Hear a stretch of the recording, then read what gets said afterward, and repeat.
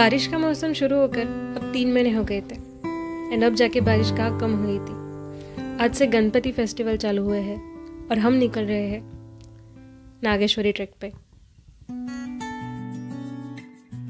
हमारे घर से नागेश्वरी का पीक और वासोटा फोर्ट दिखते हैं। बचपन से ही इनके बारे में बहुत दिलचस्पी रही है। नागेश्वर ट्रैक का बेस विलेज है सोरोने, जो कि काफ़ी रिमोट जगह है, इसीलिए ये सड़कें इतनी खाली है और खूबसूरत भी। और बारिश की वजह से हर जगह घास के मैदान बन गए हैं। इन खूबसूरत सड़कों पे 30 किलोमीटर आगे आने के बाद अब हमारी मंजिल हमारे सामने थी। नागेश्वर का पीक दिख रहा था।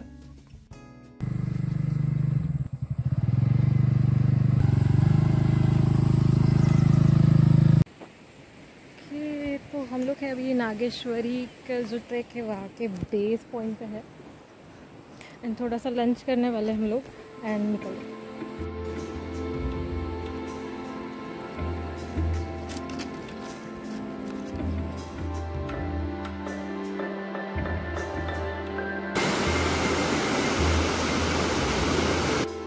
यहाँ से नागेश्वर गुफा जाने के लिए स्टेप स्टार्ट होते हैं। ये रास्ता काफ़ी घने जंगल से गुजरता है। लगभग 1.5 घंटा चलने के बाद अब सीढ़ियाँ खत्म हो गई थी। अब धूप भी काफ़ी तेज़ हुई थी और थोड़ा चलने के बाद ही थकान महसूस हो रही थी। So we literally have to sleep here because it is so sunny and it's getting difficult to walk. जो है हमें वो थोड़ा सा नागेश्वरी का जो समिट है, काइंड ऑफ जो टेम्पल है जहाँ पे हम लोग जा रहे हैं, वो भी दिख रहा है यहाँ से। तो हाँ, अभी काफ़ी रेस्ट हुई है। Let's go.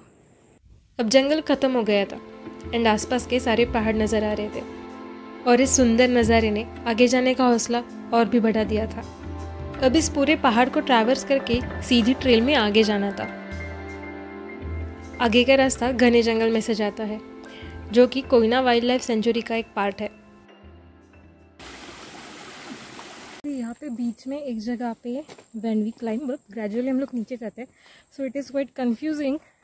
It feels as if you have missed the trail or something, but no. आगे जाके रेलिंग्स वगैरह दिखते हैं जो नॉर्मली गवर्नमेंट्स वगैरह लगाते हैं। उसके बाद यू कम टू नो कि you are on this correct path.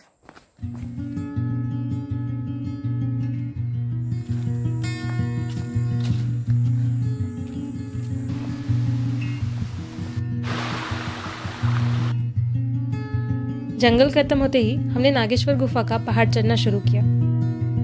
रास्ते में कई सारे झरने दिखे और कभी न देखी हुई फूल और पौधों की प्रजातियां देखने को मिल रही थी।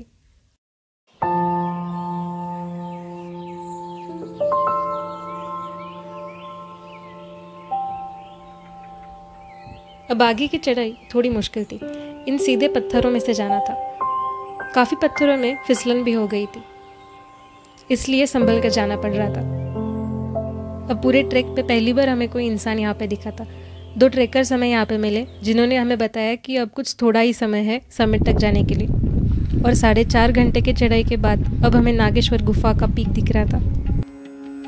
अब हम काफ़ी थक चुके थे और हर एक कदम काफ़ी भारी लग रहा था, लेकिन गुफा में पहुँचते ही वहाँ के शांत और पवित्र वातावरण ने सारी थकान दूर कर दी।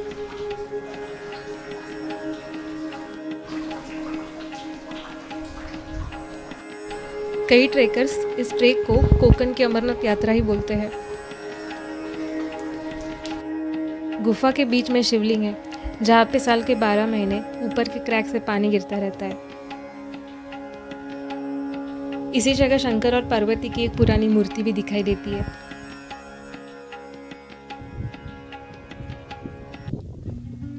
यहाँ से निकलने का मन तो नहीं था, लेकिन अभी पूरे फॉरेस्ट ट्रेल पे सिर्फ मैं और मेरी सिस्टर थी और अंधेरा होने से पहले यहाँ से बाहर निकलना था। यहाँ से सीधा रास्ता वासोटा फोर्ट जाता है।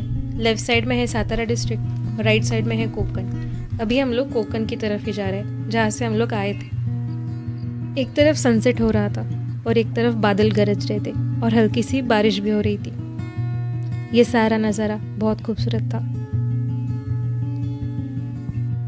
हम 2 मिनट के लिए यहाँ शांति से बैठ गए और सारा नज़ारा मन भर के देख लिया। अब अंधेरा बढ़ चुका था और हर जगह से इंसेक्ट्स और बर्ड्स की आवाज़ आ रही थी।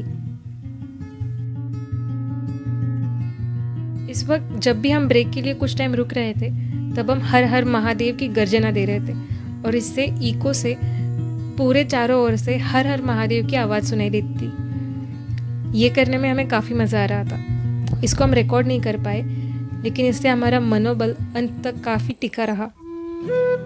एंड फाइनली अंधेरा होने से पहले हम लोग बाइक तक पहुंच ही गए।